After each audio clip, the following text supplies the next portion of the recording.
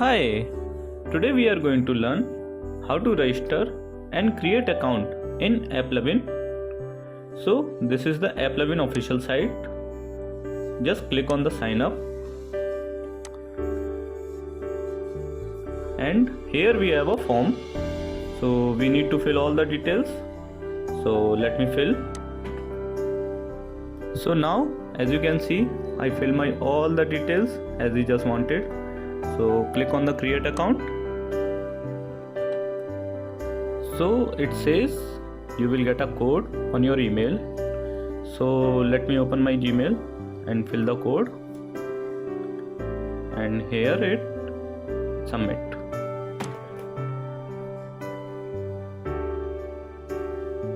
This is something new. What you just need to do, just download the Google Authenticator from Play Store.